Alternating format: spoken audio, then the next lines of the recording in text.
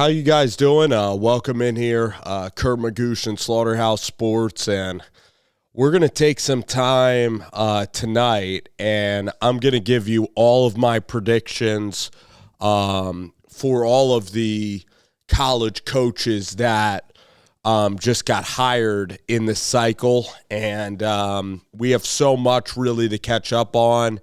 It's been a week with these college coaches all getting hired, and I wanted to go ahead and record, my thoughts on all of the hires and what I really think about the trajectory of these programs, okay? And I wanted to just get my thoughts out there on video.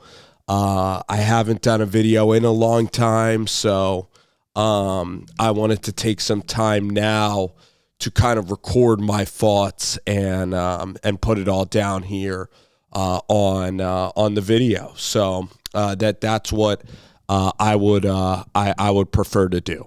So I'm just going to do it, and I guess I can put the chapters to it. So the first hire I'll talk about is, a guy that I followed in college football for a really long time.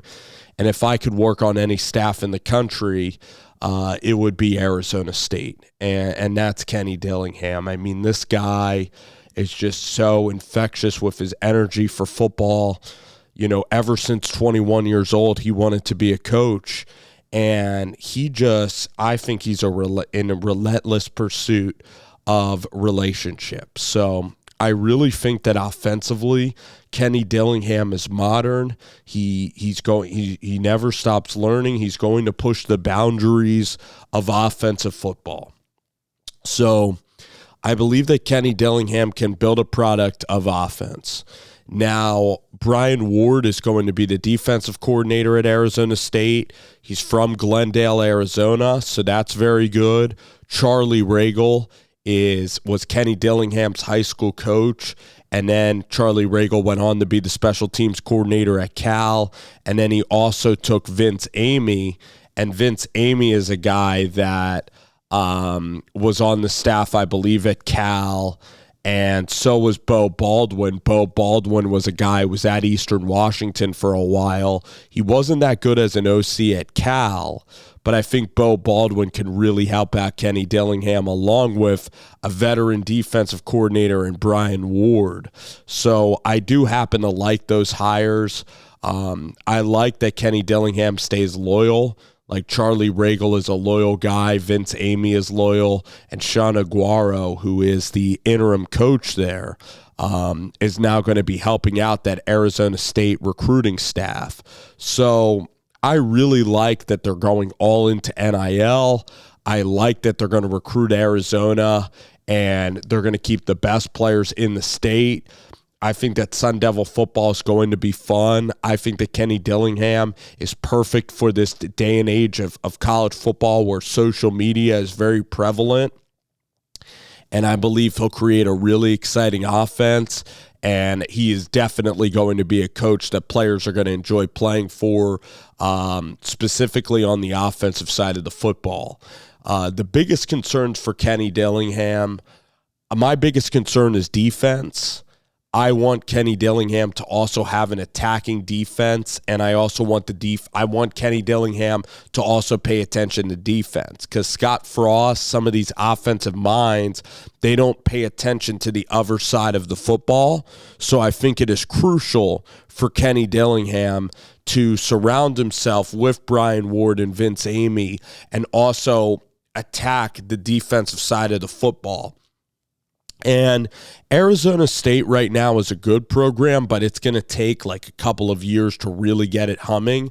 So this staff and this organization needs to be very patient, as Kenny Dillingham is incredibly young in this process. Kenny Dillingham is only 32 years old, so you really need to stay incredibly patient with Kenny Dillingham through trials and tribulations, okay? And Kenny also needs to stay patient in this process as well and build this thing up over time.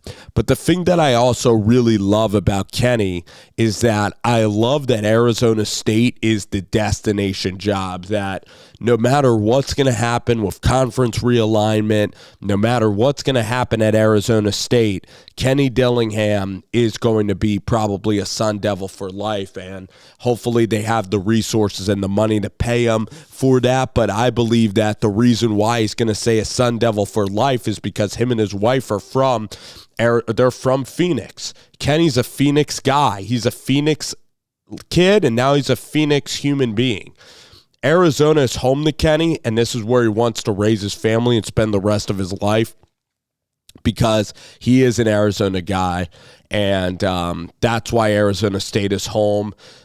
He dreamed of this position, and it's perfect for Arizona State because Arizona State needs a spark. You had Herm Edwards, you had Todd Graham. You're a little bit of a boring football team, but now you're not. You're in the Phoenix metropolitan area. You have the Phoenix Suns there, the Coyotes, the Arizona Diamondbacks, but you needed a splash. And Arizona, actually under Jed Fish, is doing better than I would have expected.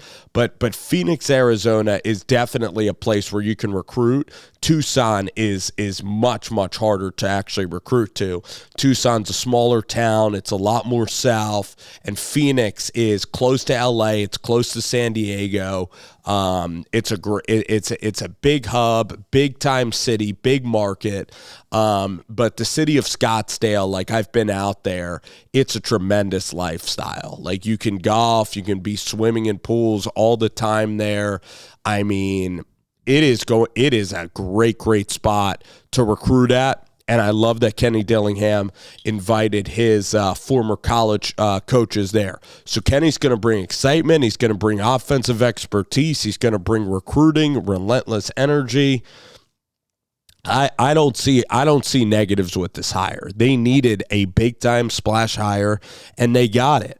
And I think that it's boom or bust. And I mean, because if you look at the one way this fails is if they don't win a lot of games, and then Kenny kind of panics, and then he has to fire the guys that he's loyal to. But I'm so excited for the build here at Arizona State. I want Kenny to stay poised in this role, but at the same time, I want Kenny to be Kenny, which is being enthusiastic, jumping up like a little kid on the sidelines. Like, I want Kenny to have that youthful spirit about him, and I believe that Kenny is the most entertaining coach in all of college football. So now let's get to some other entertaining, like if we're talking about the entertainment scale, let's talk about the other entertaining coaches in college football. Let's talk about Colorado and UAB. So Colorado is a place, too, that it's very tough to recruit to. It's a fascinating gig for Deion Sanders. I think that the odds are with Colorado, I would be very surprised if Deion Sanders is there 5 years. Because if Deion does well, I believe that he'll get a primary job in the SEC. This is a placeholder job for Deion, or it's going to not work out at all. And the thing is with Deion now at the transfer portal is I'm so curious to see this roster. I'm curious to see the coordinators now at the Power 5 level, because at Jackson State he did a tremendous job, but he also was able to kind of have the best. Yeah, he had the best roster. In the Pac-12, you're going up against USC, you're going up against Oregon, you're going against Washington. So I doubt that it's possible. Yeah, I know for a fact, it's almost fact, that he won't have the best roster in the Pac-12. He has the worst roster right now by far in the Pac-12. So it's going to be a fascinating year with Deion Sanders. Fascinating year. And with Deion at Jackson State, he was able to have his own media team there. Jackson State did a wonderful job of allowing Deion to allow him to be himself, and not really put a lot of rules onto Deion Sanders.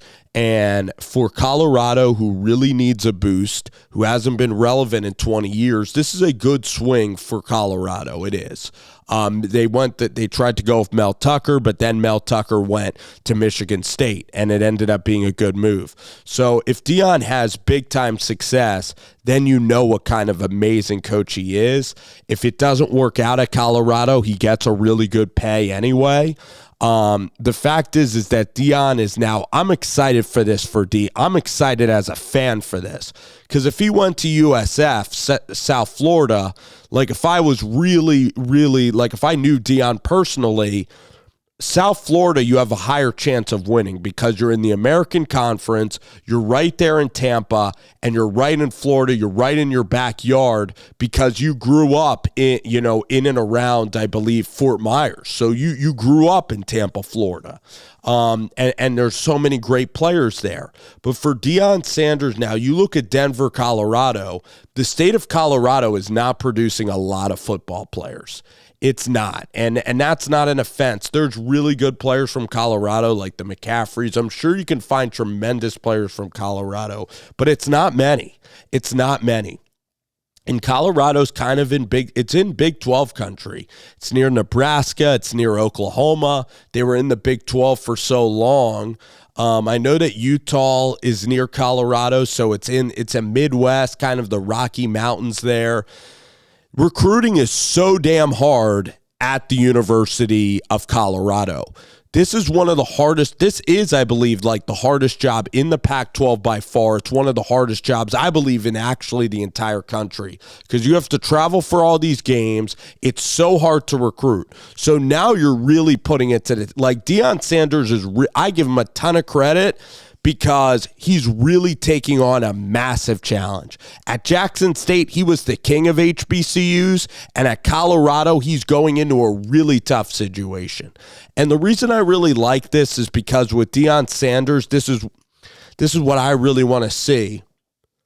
I want to see him put together a roster, and now we're going to see him play Pac-12 competition, because because he was getting guys like Travis Hunter. His sons are so good for the HBCU level. His teams are just stacked. And I'm curious to see Deion Sanders now put a roster together and see him upset some people with better rosters by coaching them up, really developing, which he did develop talent at Jackson State, but seeing him really out-scheme people as well. I'm really looking forward to the chess matches now that Deion's going to be facing, because at Colorado next year, I don't know how many games. Is he going to win 5 games? Is he going to win 6 games? Because Deion, as a coach and as a player, he's really never felt the adversity. He's always been the best of the best. So when he has like a 5-7 season, is he going to be there then to build it, to continue to build up this program, and in 3 years get Colorado to like 8 or 9 wins? I do see Deion bouncing from Colorado, but for Colorado, it's worth the risk, because in the time of NIL, the Pac-12 is folding.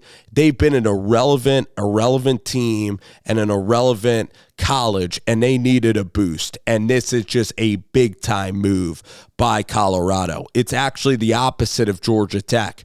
Georgia Tech could have hired Deion Sanders, and then in Atlanta, with all the recruiting there, it would have been fantastic. Instead, they decide to go with the interim Brent Key, which is kind of a boring hire. But I know I'm not breaking new ground there, so maybe Brent Key is going to be that great. It's just Deion Sanders has that ceiling. But if I'm going to predict how it's going to go at Colorado with Deion Sanders, it's very hard to predict. But the odds tell you, with how hard of a job it is, it's going to be very difficult. It's going to be like a 4-win season, 5-win season. And then Deion's going to look to get back to where the fertile recruiting ground is, I believe, in the Southeast. So, and even Mel Tucker wasn't even that great at Colorado. He was decent, and then he got his job. So for Deion Sanders, I think it's very good for his career. You go to the Power 5 and you're making money, and now you get to play in the Pac-12. You get to play in one of the best leagues, and you really get to build your team, and you get to try to build your team, and you have to compete against Oregon and USC for recruits, and Washington, and really deep pockets in the Pac-12, and you're going to face some adversity. for certain, I believe, at Colorado, if you don't face any adversity, it just speaks to how tremendous of a coach Deion is.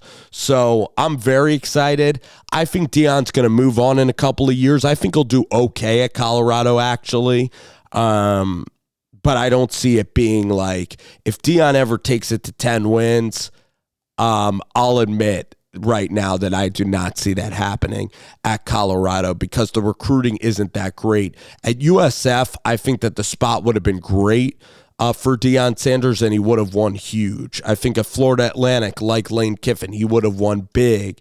This is a great challenge. So I really commend him for taking this job because he's really going in to a massive, massive challenge and trying to resurrect a program that's been dead for 20 years. So I commend Deion Sanders in every sense of the word for taking this on.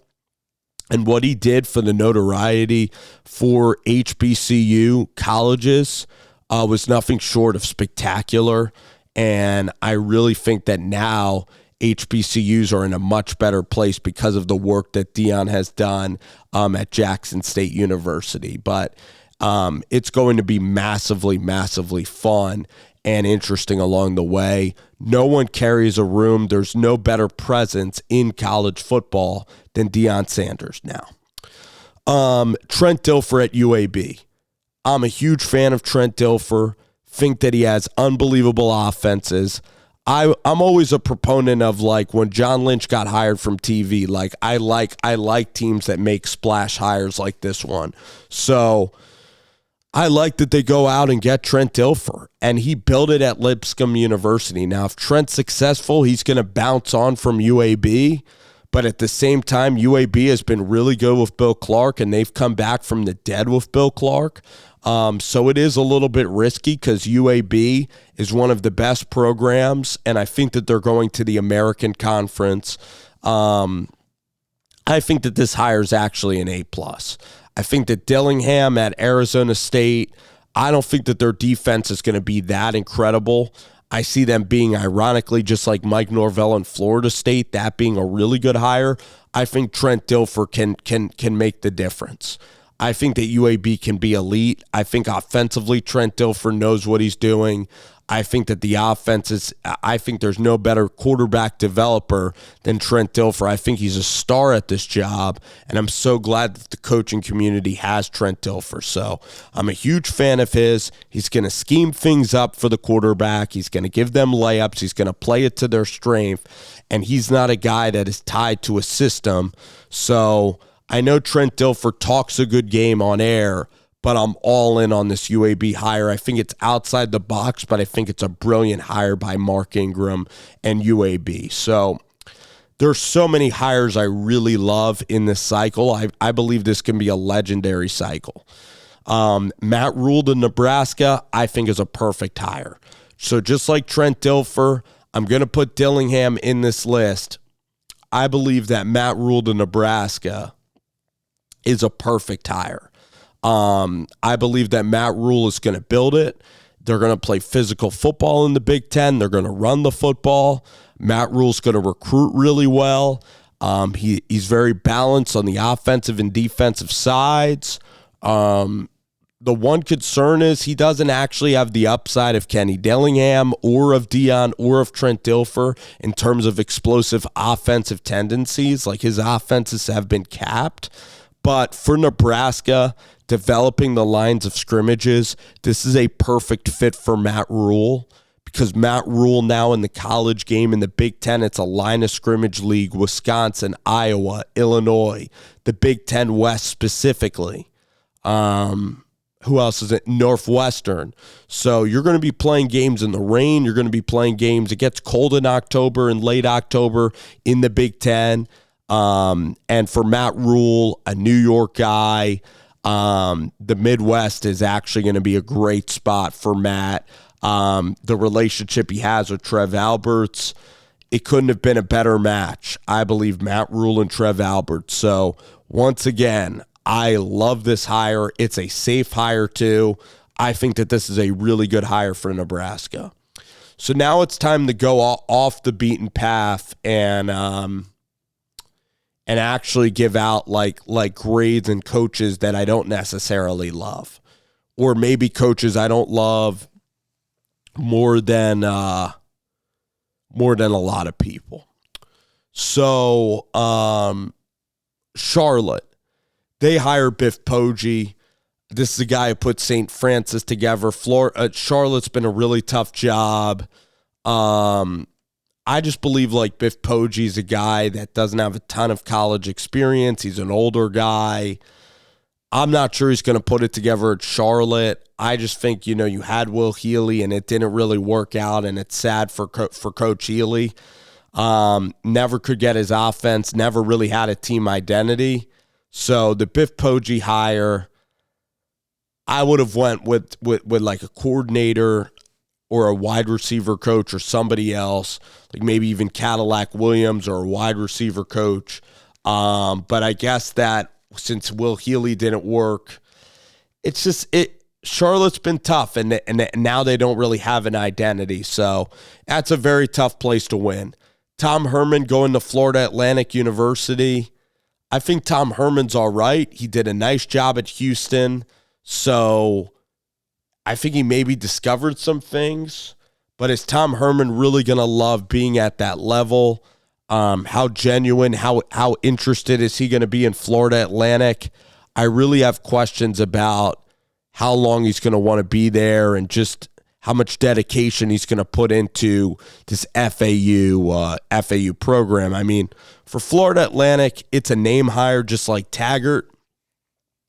Charlie Strong also didn't really bounce back at USF. So I'm just not sure on Tom Herman. I don't think I love it as much as most people. I talked about Brent Key. I talked about that hire. Hugh Freeze. Forgot to mention that. Hugh Freeze, I think, will be a good hire. I'm going to rate it a B+ hire because I believe Hugh Freeze will have the high of highs, but defensively, I have a question if Hugh Freeze can be consistent over like 10 years of work. So I think he could be great, especially in the short term, but long term, actually, Brian Kelly is probably going to have a more consistent tenure than Hugh Freeze. Matt Rhule is going to be more consistent. Kenny Dillingham actually has a chance to be there longer. Trent Dilfer. But Hugh Freeze I do like. I'm going to rate it also maybe in the Dillingham scale, maybe a B+. I love the offense. I definitely have concerns about the defense. But if I had to pick stock right now, I actually would take Hugh Freeze in Auburn over the stock of Josh Heupel and over the stock of Lane Kiffin and Ole Miss. I think that Auburn is going to be right up there with the NIL money. Jimbo Fisher, it really depends what he does at coordinator, but I'm even taking Auburn right now. You look at the SEC West, I'd actually go Alabama and then Auburn. I might even put Auburn in the top 3 over Florida. I would go Georgia, well, Alabama and Georgia like right up there, 1A, 1B.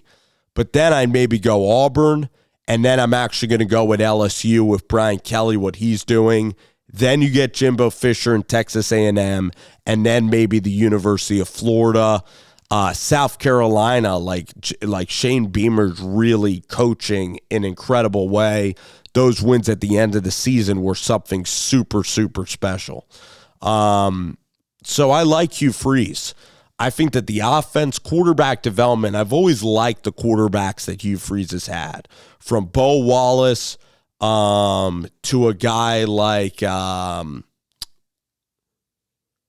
Malik Willis at Liberty, but Bo Wallace, who really had a huge arm, Chad Kelly, these guys really spin the football, and these guys really push the ball down the field. So that's why I love Hugh Freeze, because his offenses are spread it out, air it out down the field. They put stress on defenses, okay? So I am a huge fan of Hugh Freeze. I think he's going to recruit. I think he's going to relate to the guys. I think that the culture is going to be good at Auburn with Cadillac staying on staff. the culture at Liberty football was also excellent. They beat Coastal Carolina. They went 10-1. They had to transfer to the Division I level.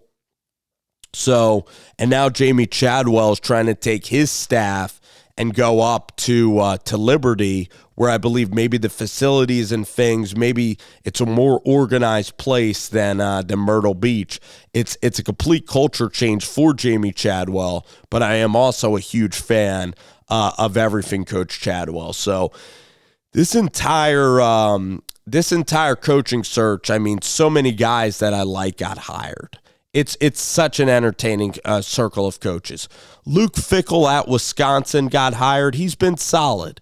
There's no discounting it, but I believe it's an overrated hire. I believe that Hugh Freeze is going to be better. Matt Rhule is actually going to take Nebraska to a better place than I believe Wisconsin.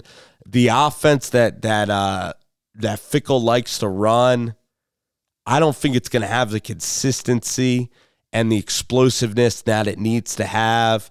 And at Wisconsin, I always wonder about quarterback play and those sort of things. So I think the hire's so well liked. I'm giving it a B higher. I think what he did at Cincinnati is very impressive, but Butch Jones and other guys, Tommy Tuberville, were able to win at Cincinnati too. This is a much tougher challenge. He's a good coach, but I don't think he's elite like Harbaugh, Dan Lanning, Kirby Smart.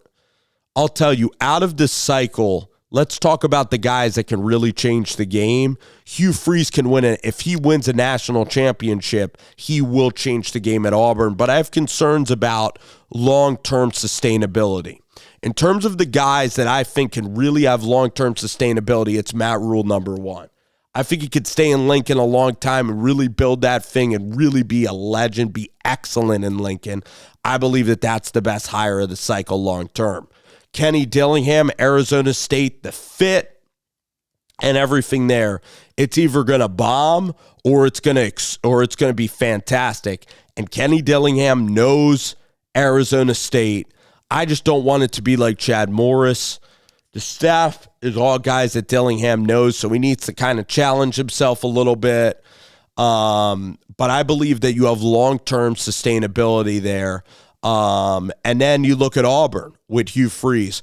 My main concerns with Auburn and Hugh Freeze is that at Ole Miss, after 5 years with Hugh Freeze, he gets impatient for sure. And defensively, like Kem Dichie wasn't really developed. Defensively, they didn't play consistent football defensively, like excellent, consistent football. So you look at Brian Kelly's more consistent and more stable. Nick Saban is more consistent and stable. Kirby Smart.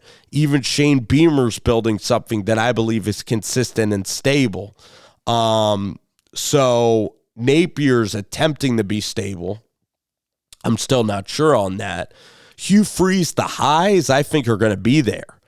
But how consistent can Hugh Freeze be over 7 or 8 years? That's why Dillingham and Rhule are more likely to stay at their destinations for the longest periods of time.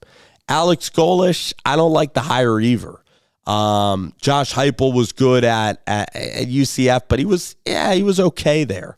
And Heupel, he's going to run that up-tempo system, but it's just like Scott of Clemson.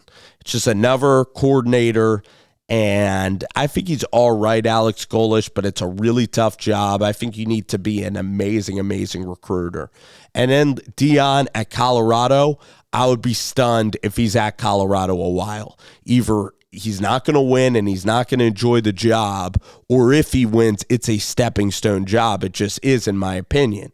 All right, so Kenny Dillingham and Matt Rhule are the guys that I believe can stay, are perfect fits. I believe at Auburn, actually, Freeze, I put in the top 3. So those are the guys that I like.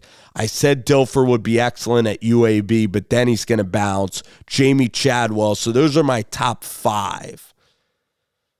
Then if we had to then scour outside of the top 5, I think Fickell, Deion is such a wild card in at Colorado. It's not really an indictment on Deion, but I just think that the job is just so difficult. And Deion, he really loves to rely on player relationships. He's a guy that gets in NFL talent. I haven't seen Deion do it without having the best teams yet. So it's a total question mark kind of decision. Now, I'd be lying like UAB is also a question mark. Biff Poggi, these are all question marks. Ironically, Tom Herman and Luke Fickell aren't really question marks. But sometimes, guys, it's so hard to predict how people are going to do with these jobs. It's always question marks. And then with the type of media you get, you are always dealing with decisions now. In the world of NIL, you're always in front of a microphone. Your PR is always changing. You know, your reputation and your public relations, like that's always changing in with social media and college sports. So being a coach is extremely difficult in a changing landscape, changing conferences, and changing playoff picture in a sport that's really undergoing change, combined with social media and a transfer portal. It's tougher to develop and really keep stability really in a place in college football that really wants instant gratification. You even look at Jim Harbaugh, who needed to take a pay cut to stay at Michigan because he couldn't beat Ohio State. So Harbaugh was on the verge of getting fired, but then they stuck it out with Jim Harbaugh, and now they're reaping the benefits of that. So you could be at the top of the profession, and then like Scott Frost, you could get dragged down. So, man, it's gonna be a very interesting ordeal. I believe that Dillingham, Trent Dilfer, who are the guys that I said? I said Dillingham, Trent Dilfer, Matt Rhule. Like, these are all guys that I think are just home run hires in the cycle. Hugh Freeze, excellent hires. So that's kind of how I view it right now. And we shall see how these predictions hold up. Let me know in the comments what you guys think about the college football landscape and about these hires.